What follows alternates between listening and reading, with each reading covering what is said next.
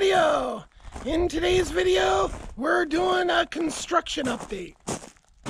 So as you can see, I've got a giant level elevated pad, and I bought myself, for the first time, I've needed one of these for a long time. This is how I was able to get this done. Doing it without that is nearly impossible. So I've got this trench dug, I've got all the gravel, I've got a little bit of leveling to do in the bottom there.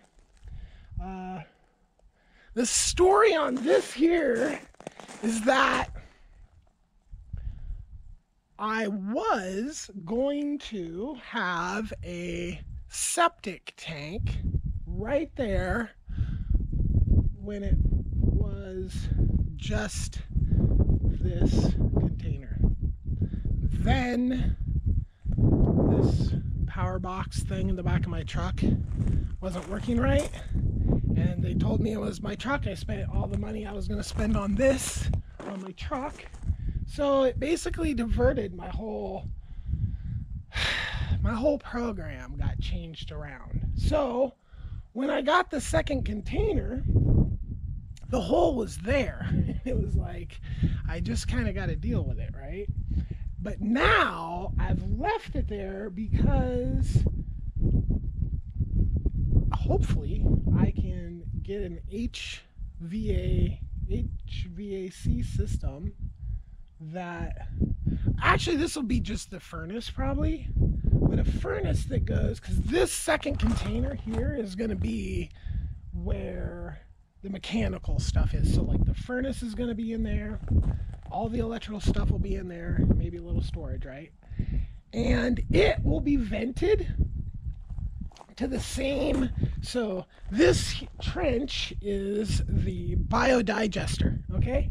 So the biodigester, the underside, so like the crawl space, I guess that would be called, which will be a little door right there, and this container here, so those three areas will all be one like vented area or combined area, because they all are exposed to like the ground, and that one's not exposed to the ground, but it's just kind of nasty inside, to be honest. It's not, I wouldn't never chose it to be a part, especially like the middle of the dwelling, but really this is more like a farm structure that I'm going to be living in until I build the real house over there. So this is, you know, this is like, this will be the real house's power, water, will be provided from here. I'm going to put a big propane tank out there that these two will actually share.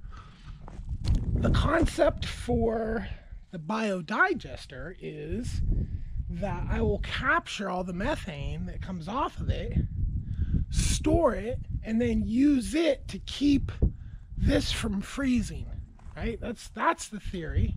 Let's see how that works out.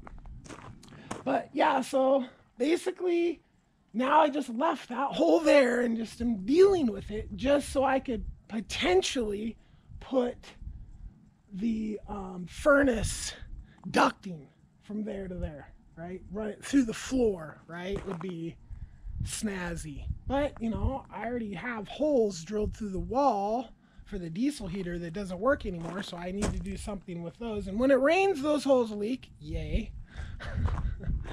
So that's the story on the hole.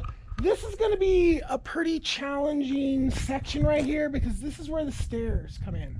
So this is just all flat, except, you know, it hangs down on the edge, which for a while I nearly was going to just put it flat on top of this, but I was like, well, what if the gravel starts to come out from underneath it? You know, it could be a problem. And now, even with that same chain of thought, I'm thinking about digging a couple piers down in the center. So the concrete has a couple places in this giant pad of gravel that it goes down to the ground, right?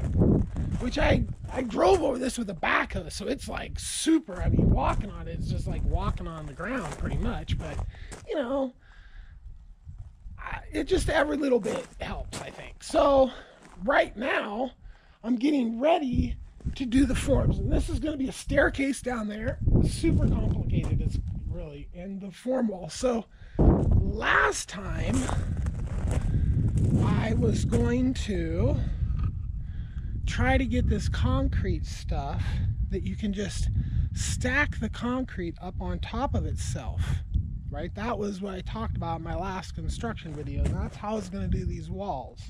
And then out here I was going to do a round and use earth bags, all because of lumber prices, right?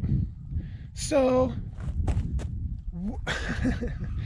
the company that sells the stuff, like, they're just into that stuff being used for like fancy stuff. Like, they make like walls that look like rocks. So nope, I can't buy that stuff. So basically what I'm doing now is I'm using wood forms like I should, and then I'm just going to use the wood, right? I'm not going to spray the wood down with diesel. I'm actually going to try to cover it with plastic to protect it. So then I'll take all those forms apart and I'll use them to build the house. The reason I'm not going to do Earthbag is basically I don't have the sand, so I'd have to buy sand, so that adds to the cost. The guy that owes me money, like, dealing with him just to get sand is like pretty much more of a pain in the ass than I want to deal with. And the Earthbag labor, like, I could be trying to get help for that for months and just struggling with like how to do it, when I could just pay the extra money for the wood at the wood prices, go find, you know, cheap wood if I can, whatever, and have it done in way less time. And I know what I'm doing with the wood and the framing and all this in 2 seconds, you know, with the Earthbag stuff. You know, I'm going to be constantly referring to videos to figure out how to do like windows and stuff like that. So it would be super cool, but I just need to get done because I got other things I need to be doing, right? I've been working on just this gravel. Took me a full 7 days. And I'm going to tell you right now, sore every damn day. So sore. Some days my hands were just like, I mean, insane. So the work is busting my butt. And I want to be done with this work so I can get on with the farm work, because that's really what's going to make this place great. So today I am going to go spend, gosh, like $1,500 or something like that, probably more, on rebar and 2x6 and 2x4. So that's what's happening with this part of my world. Like and subscribe and have a great day. Peace.